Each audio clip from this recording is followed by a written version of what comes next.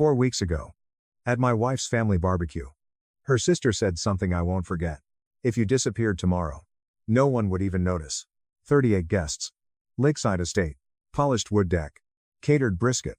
Linen napkins pressed within an inch of their lives. The Whitmores didn't do casual. Even their relaxed events had staff in the background and imported hydrangeas lining the water. They thought it was a joke. They thought I'd do what I'd done for 7 years, half smile. Take the hit. Let it slide. They were wrong. I lifted my beer. Looked Caroline straight in the eye. And said, "Challenge accepted." A few confused laughs followed. My father-in-law cleared his throat. My mother-in-law redirected the table to dessert. My wife, Olivia, squeezed my knee under the table like I was overreacting to nothing. But something in me had gone still. Not angry. Not embarrassed. Clear. Because Caroline wasn't being cruel. She was being accurate. In their world, I was an accessory. The man Olivia married. The operational guy who handled details. The one who made sure things ran smoothly and stayed quiet while real conversations happened at the head of the table. No one defended me. Not when Caroline said it. Not when the table laughed. Not when Olivia chuckled into her wine glass. I didn't argue. I didn't call it out. I didn't give them a scene they could label dramatic. I just observed. The way Edward Whitmore leaned back like nothing important had been said. The way Margaret adjusted a floral arrangement while smiling politely. The way Olivia avoided my eyes. 7 years of small dismissals clicked into alignment in a single second.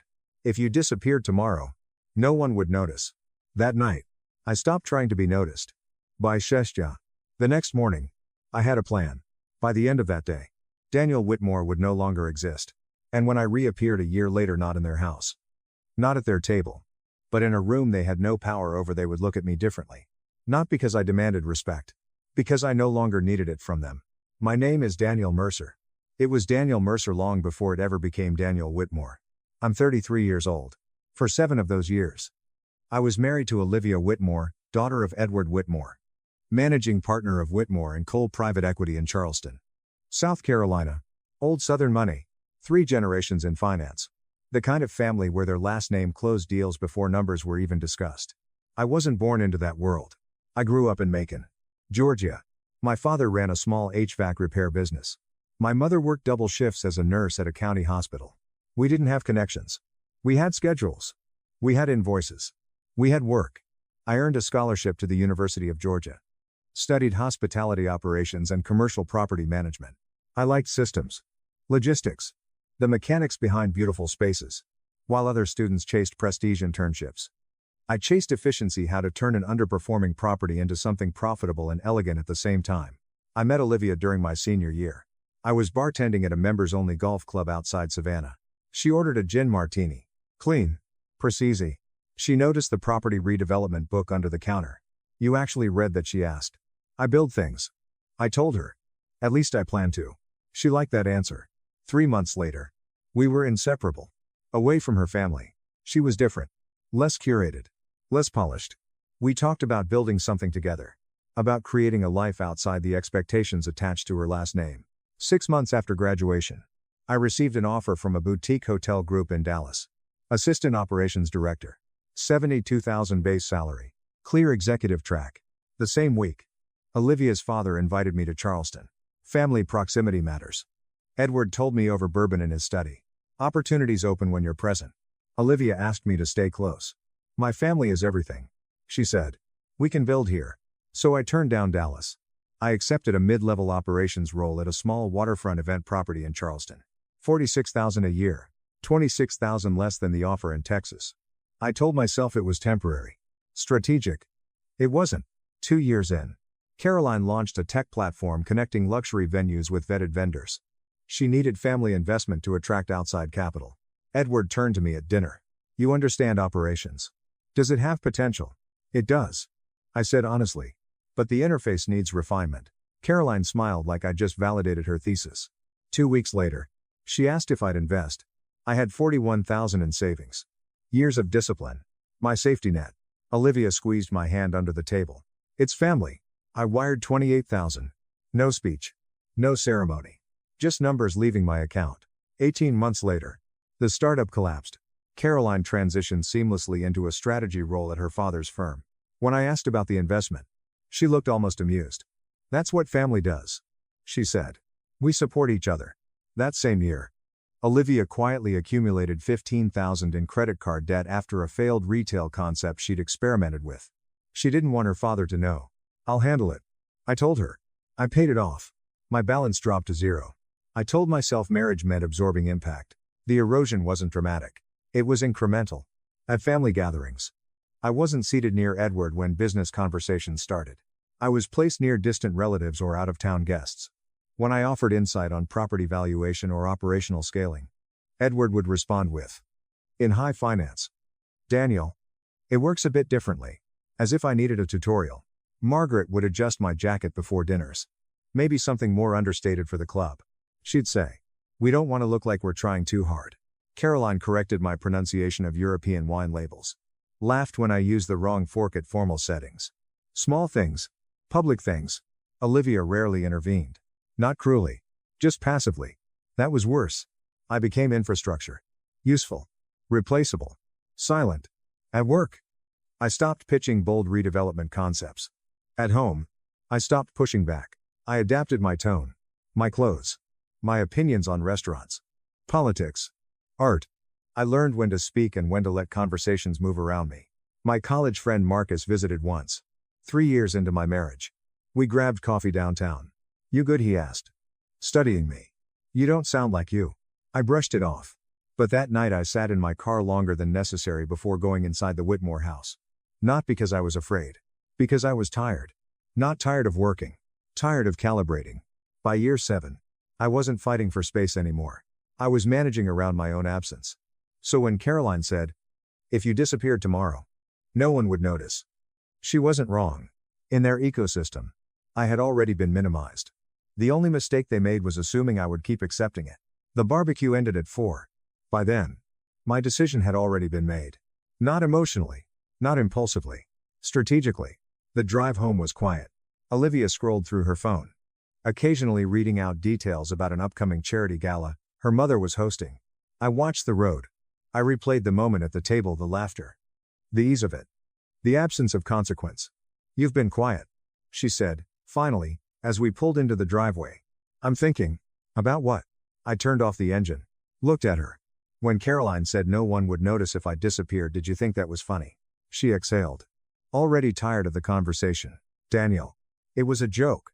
"You laughed." She was teasing. "That's how my family is." "That's how your family is." I repeated. She opened her door. "Don't turn this into something it's not." The door shut.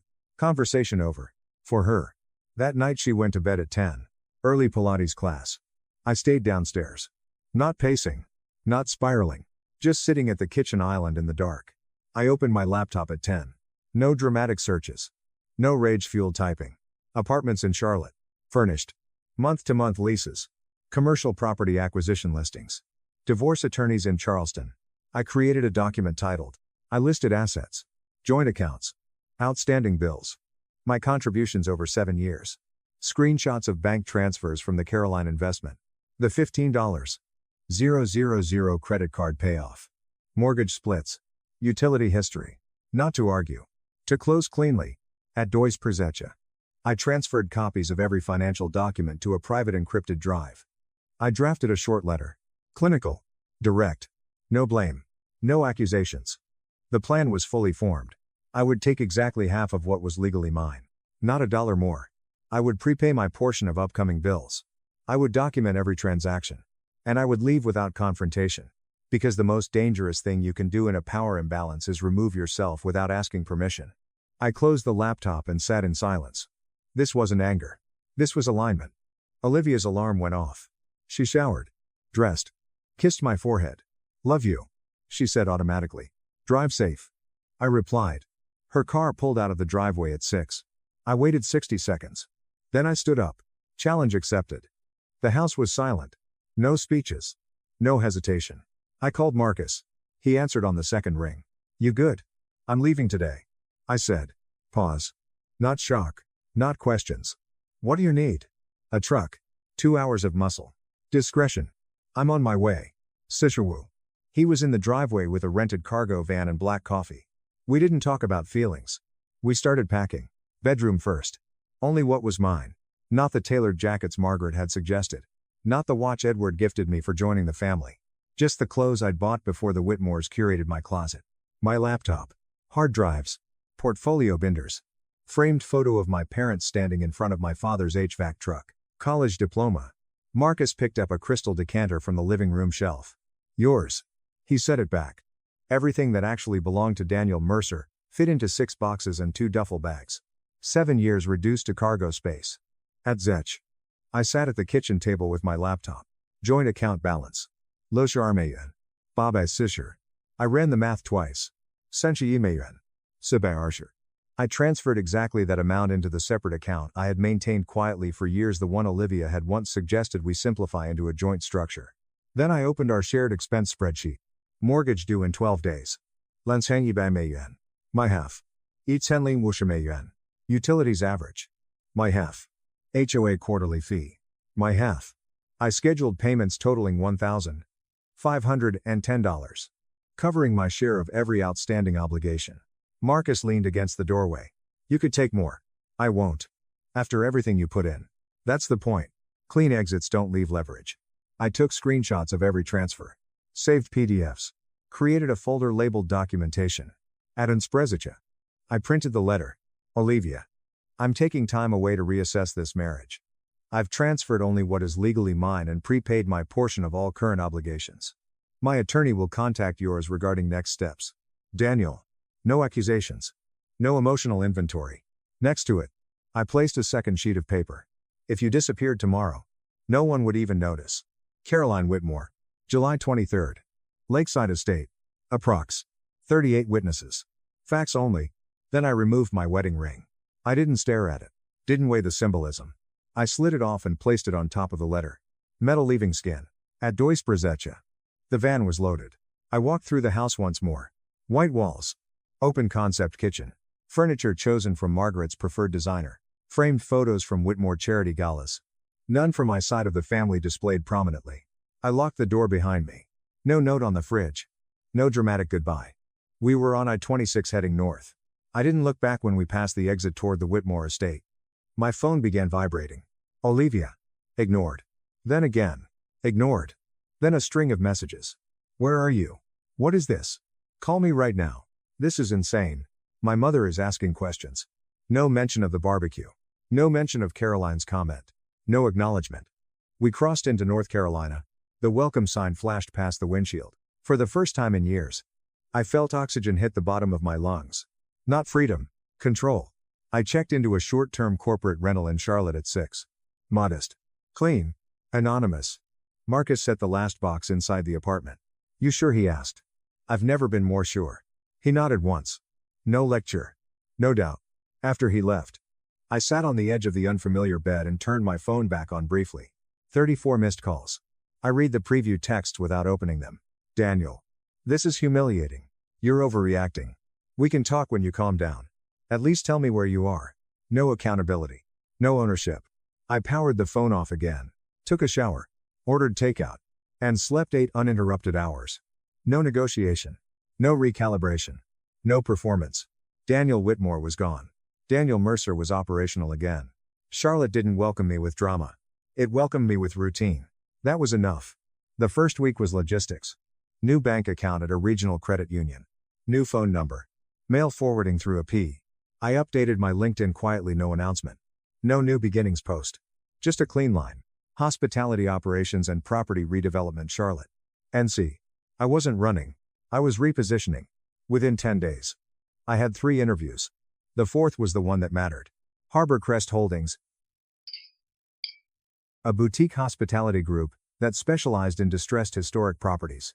The founder, Richard Hale, met me in a stripped-down warehouse office overlooking a half-renovated waterfront estate. I don't care about your resume, he said, leaning back in a metal chair. Everyone in this industry can run a banquet. Show me what you see when you look at that building. He pointed through the open bay door at a crumbling 1920s manor overlooking Lake Norman. I studied it for maybe 15 seconds. Remove the interior partitions, I said. Open flow from terrace to main hall. Preserve the original brick. Convert the east wing into prep kitchens. Garden ceremony space facing the water. You don't sell square footage. You sell atmosphere. Richard didn't smile. Start Monday. Operations Director. 62,000 base. Performance bonuses tied to revenue growth. Potential equity after 12 months of measurable turnaround. I took it without negotiation. The property was called the Aldridge Estate. When I first walked through it, the floors were warped. Chandeliers were missing crystals. The place smelled like old insulation and forgotten money. Perfect. For 3 months. I lived inside that renovation. Contractors etc. Budget reviews at noon. Vendor negotiations at 6 p. I redesigned event flow systems. Cut unnecessary overhead. Implemented performance tracking metrics the previous management had ignored. No one corrected my tone. No one adjusted my jacket. No one laughed when I spoke. By month 4, bookings increased 37%. By month 5, we were fully booked through the following spring. Richard called me into his office on a Tuesday afternoon. "You turned this around faster than projected," he said. "Client satisfaction is up. Referral rate doubled. You think like an owner. I operate like one." He slid a document across the desk. Senior operations partner. 74,000 salary effective immediately. 10% equity in Aldridge. Vesting immediately. Additional 20% available upon acquisition of the adjacent lake property. I read the contract once. I'm in. Month 7. We acquired the adjacent property, a foreclosed lakefront manor with better structural integrity and panoramic views. Renovation budget. 1 million. I led it entirely. I didn't ask permission for design decisions. I didn't dilute ideas to make anyone comfortable. I built it the way I saw it, modern Southern minimalism layered over preserved architecture. When the first wedding booked before renovations were fully complete, Richard looked at me and said, "You don't just manage space. You create leverage." That mattered more than praise. Around month 8, I started therapy. Not because I was falling apart. Because I wanted clarity. Helen Brooks specialized in power dynamics and identity erosion within high-status families. "What actually broke you?" she asked in our 3rd session. "Nothing broke me," I said. "I just stopped participating." She nodded. Withdrawal is still a response to injury. We dissected 7 years in pieces. Not emotionally dramatic pieces. Structural ones. Moments where I accepted minimization to keep peace. Moments where silence felt easier than confrontation. Moments where I confused tolerance with partnership. "You weren't invisible," she said once. "You were unacknowledged. There's a difference." By month 10, my income between salary and distributions was approaching $95,000 annually. I upgraded from the studio apartment to a clean 2-bedroom overlooking the water. Nothing extravagant. Just functional. I started lifting again. 5 mornings a week. Not for transformation. For discipline. I cut my hair shorter. Stopped wearing neutral tones out of habit.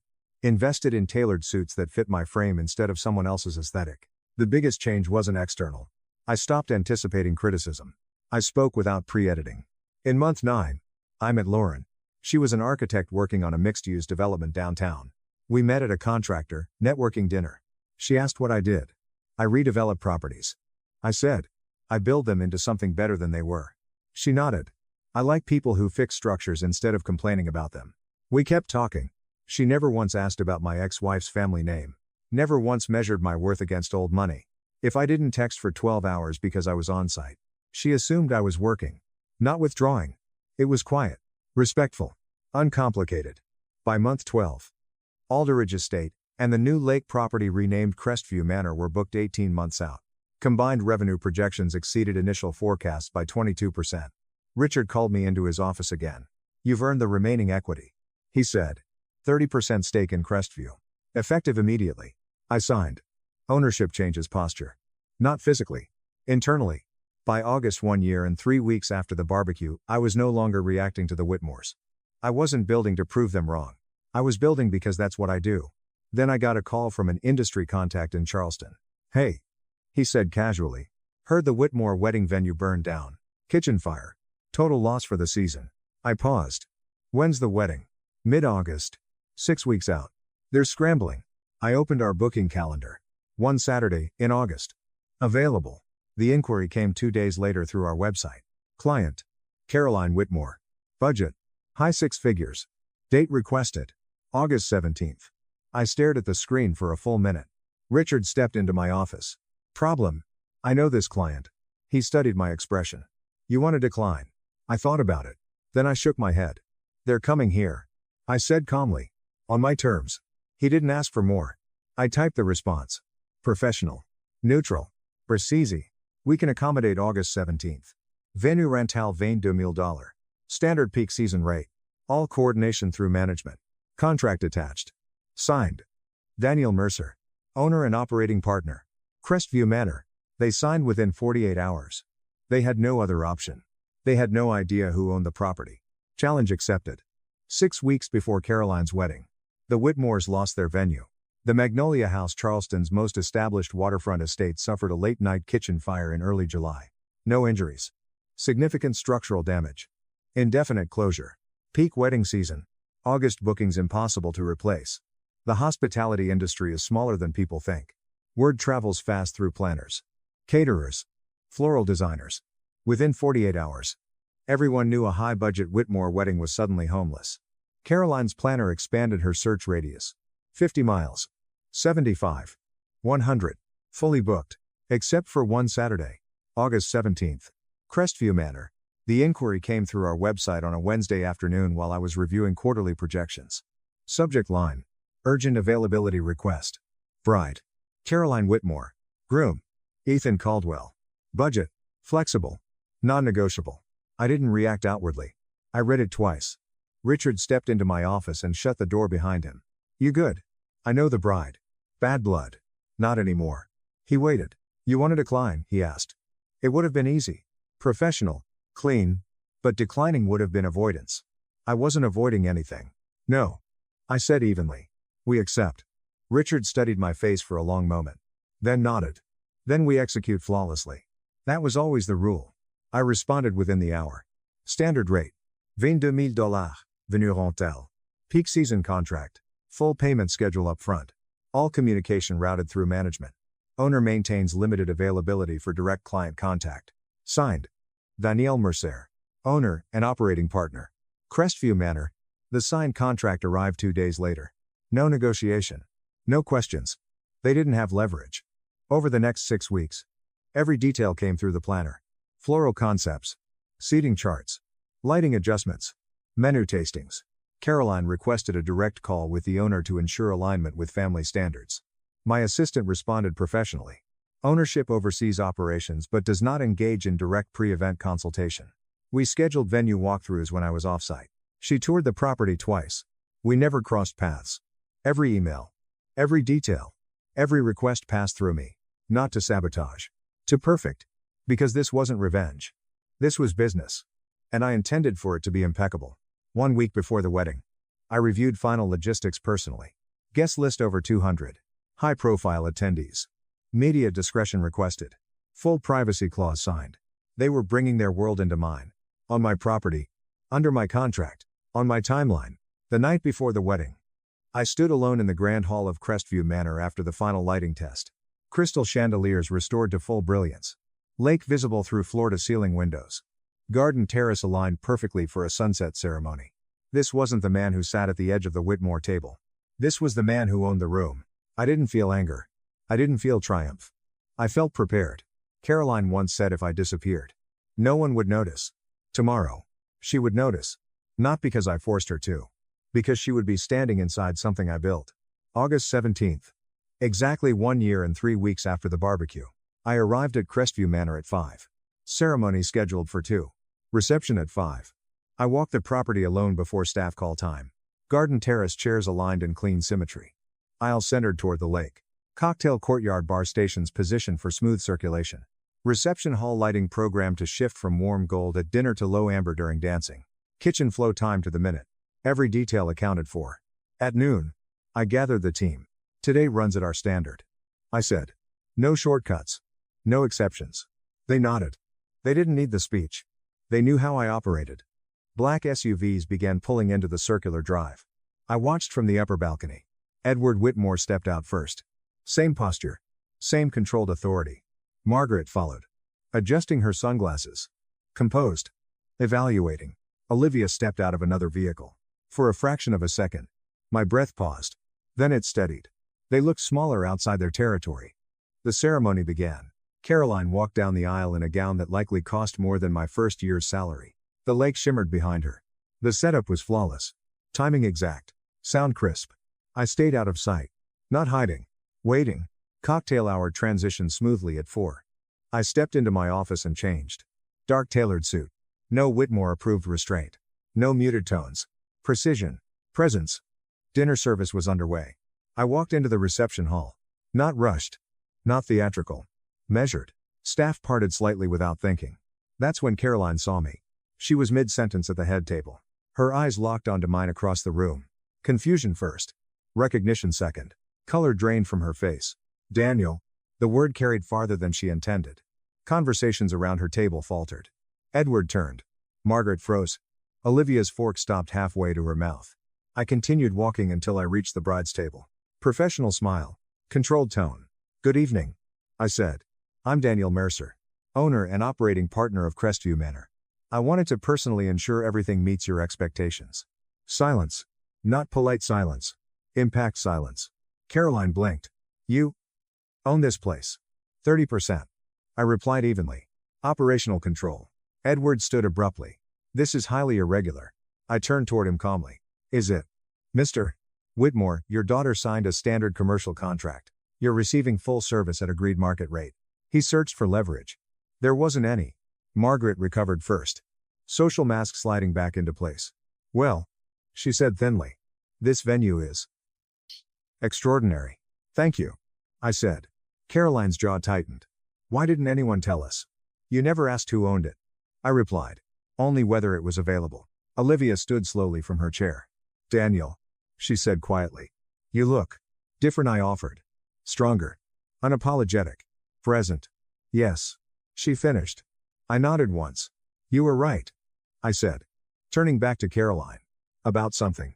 Her eyes flickered. At the barbecue. You said if I disappeared, no one would notice. The surrounding tables had gone completely still. You were correct in one sense. I did disappear.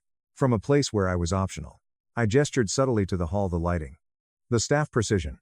The atmosphere humming under control. This, I said calmly, is what I build when I'm not shrinking to fit someone else's table. No raised voice. No sarcasm. Just fact. Edward attempted authority again. If we had known, you would have what I asked evenly. Found another venue. You contacted 12 before us. We were the only availability within 100 miles. He stopped speaking. Because he knew it was true. I stepped back slightly. This is your daughter's wedding. I said. It will be flawless. Then I turned and walked away. Not abruptly. Not triumphantly. Just finished. From the far side of the room. I could feel the shift. They weren't laughing now. They weren't correcting my posture. They weren't explaining how finance works. They were guests. On my property. Edward delivered the father of the bride toast. Family is everything.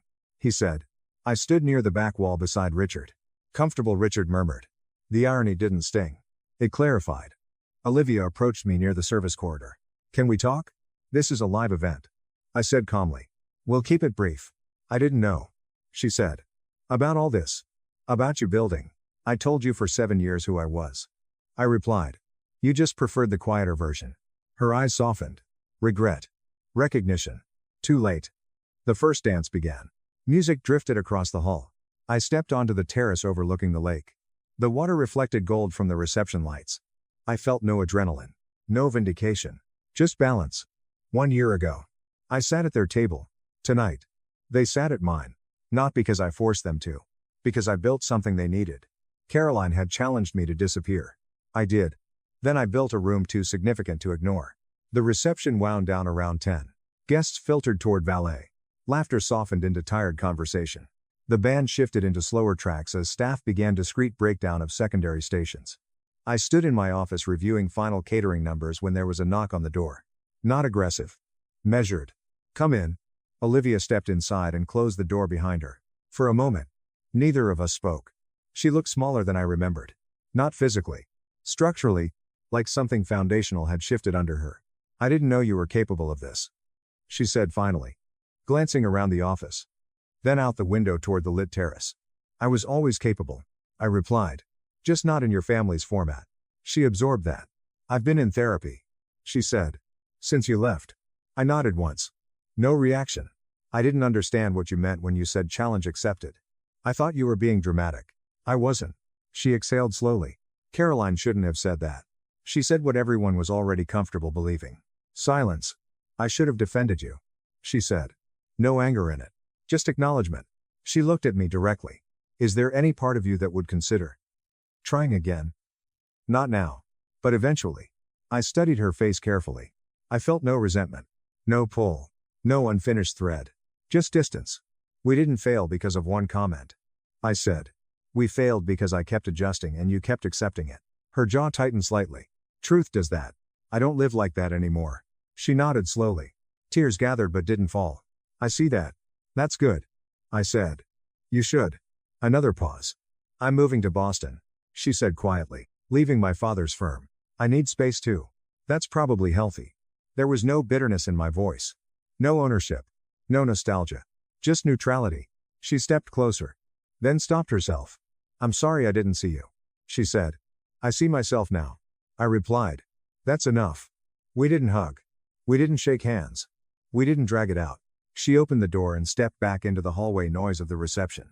That was the last private conversation we ever had. At Sprzezica. The final guests exited. Caroline departed in a vintage car under sparklers and applause. The Whitmore vehicles pulled out of the drive one by one. But none of them looked toward my office window. Perfect symmetry. They had ignored me when I joined their family. Tonight, they avoided looking at me and mine. The difference was simple. This time, I didn't need them to see me. The morning after the wedding, I was back at Crestview Manor by 8. No dramatic aftermath. No emotional hangover. Just numbers. Final invoices. Vendor reconciliations. Damage checks. Staff debrief. The Whitmore wedding had been flawless.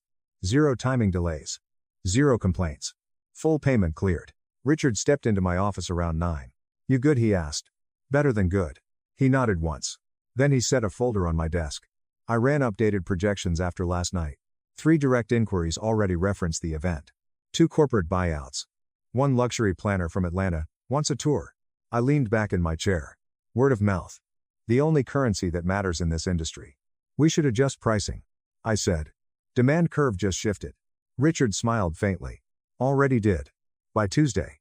Our calendar was fully booked through December of the following year. 18 months solid.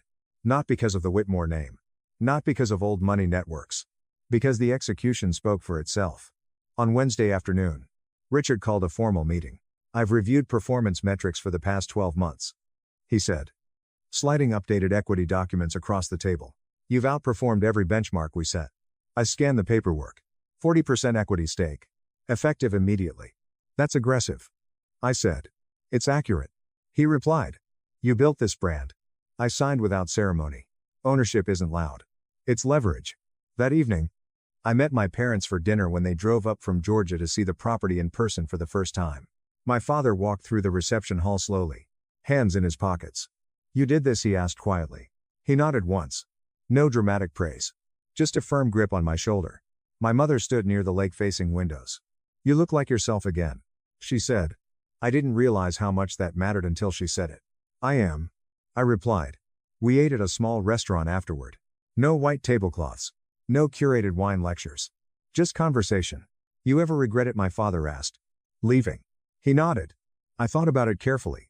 I regret the time. I said. Not the decision. He seemed satisfied with that. Friday afternoon. I received a LinkedIn message from Edward Whitmore. Short. Daniel. I misjudged you. That's on me. If you're ever open to discussing development partnerships. My door is open. I read it twice. No apology. Just recalibration. I didn't respond. Not out of bitterness. Out of clarity. I wasn't looking for access to his table anymore. I had my own. Later that evening, Lauren and I walked along the lake path behind Crestview Manor. Sunset hit the water in a way that made the entire property look unreal. You've been quiet, she said. Just thinking. About them. About how small that world feels now. She smiled slightly. Growth does that. I stopped walking for a moment. 1 year ago. I said. I thought disappearing meant losing everything. And now I know disappearing from the wrong room is how you find the right one. She squeezed my hand but didn't romanticize it. Lauren never tried to occupy space I needed to stand in myself. The following Monday, I reviewed our quarterly financial summary. Revenue up 30%. Operating margin, optimized. Forward bookings secured through late 2026. Crestview Manor wasn't just surviving. It was dominant. Not flashy. Strategic. Sustainable. That afternoon, I opened our company's Instagram page. Selected 3 photos from the Whitmore wedding, the garden ceremony at golden hour. The chandelier-lit reception. The lake reflecting sparklers during their send-off. I wrote a simple caption. Congratulations to Caroline and Ethan. Wishing you a lifetime of clarity. No undertones. No bitterness. Professional. Within hours. Inquiries climbed again. That's the thing about reputation. It compounds. 3 months later. I heard through industry channels that Edward had stepped back from several development deals. Olivia had relocated to Boston permanently. Caroline had moved to New York. Their orbit shifted. Mine didn't. I stayed. Built. Expanded. By the end of the year, Crestview Manor acquired a second adjacent parcel, future boutique guest cottages. We weren't chasing prestige. We were building infrastructure. One evening, standing alone in the empty reception hall, after a corporate event teardown, I replayed the barbecue in my head. If you disappeared tomorrow, no one would even notice. She had meant it as dismissal. What she gave me was direction. The opposite of disappearing isn't being noticed. It's becoming so structurally grounded in your own life that whether someone notices becomes irrelevant. Revenge is reactive. Peace is positional. I didn't win because they were embarrassed. I won because I removed myself from a system that required me to be smaller. Sometimes the most controlled response to disrespect isn't confrontation. It's exit. And sometimes the cleanest way to prove your value isn't by demanding a seat at someone else's table. It's by building one so solid they have to reserve it. If you've ever felt optional in a room that required your silence, understand something. You're not too sensitive. You're misaligned. You don't negotiate with environments designed to minimize you. You outgrow them. 1 year ago, I accepted a challenge. Not to vanish. To rebuild. And now, no one who matters fails to notice. Take care.